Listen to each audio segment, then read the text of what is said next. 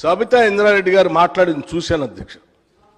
చాలా ఆవేదన భరితంగా బాధతో వారి సభలో మాట్లాడుతూ ఉంటే చూసి సరే వారి బాధ ఏంటో ఒకసారి నేను కూడా మాట్లాడదామని వచ్చాను అధ్యక్ష.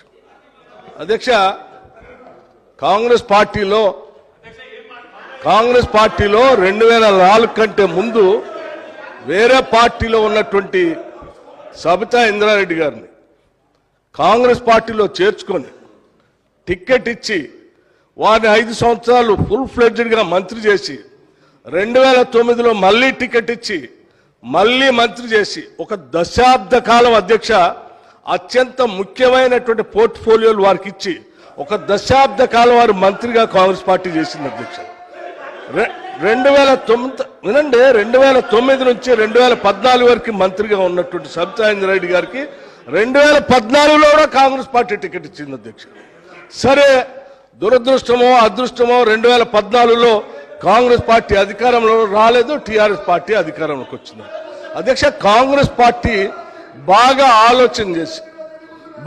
ఆలోచన చేసి ఈ రాష్ట్రంలో తెలంగాణలో కాంగ్రెస్ పార్టీ లెజిస్లేచర్ పార్టీ నాయకుడిగా, ఒక సిఎల్పి లీడర్గా, ఒక ఎల్ఓపిగా, ఈ సభకి ప్రతిపక్ష నాయకుడిగా కాంగ్రెస్ పార్టీ పెద్ద హృదయంతో నన్ను ఆ రోజు ఎల్ఓపిగా నిర్ణయించింది అధ్యక్ష.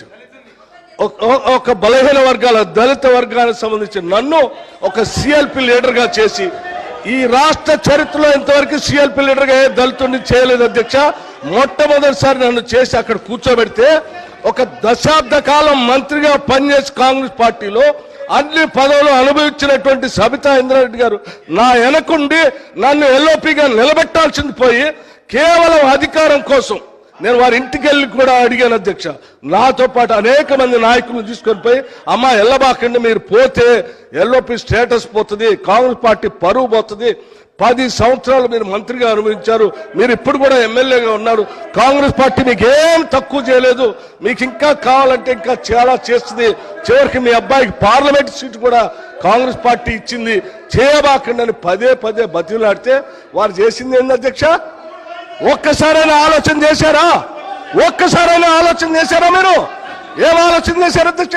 నీ అధికారం కోసం, నీ స్వార్థం కోసం కాంగ్రెస్ పార్టీ నిర్ణయం కాదని ఈ రాష్ట్ర చరిత్రలో ఎవరిని చేయలేకుండా నన్ను సిఎల్పి లీడర్గా చేస్తే అది లేకుండా చేయటం కోసం వదిలిపెట్టి పోయి టీఆర్ఎస్ పార్టీలో చేరినటువంటి వారు ఇవాళ బాధపడుతూ మాట్లాడుతున్న, ఆవేదన చెందుతున్నా అంటే ఆవేదన చెందాల్సింది ఎవరు అధ్యక్ష?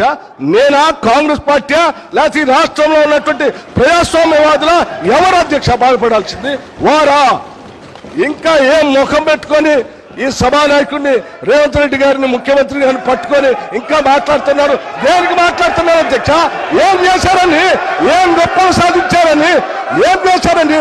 పార్టీలు మారి పరువు తీసి మొత్తం ప్రజాస్వామ్యాన్ని కూలి చేసింది కాకుండా ఇంకా మాట్లాడుతూ ఉన్నారు, ఆవేదన చెందుతున్నారు, బాధపడుతున్నారంటే బాధపడాల్సింది ఎవరు అధ్యక్ష? ఇది కాదు, బాధపడాల్సింది మీరు. ఏం మాట్లాడుతూ ఉన్నారు? ఇంకా ఏం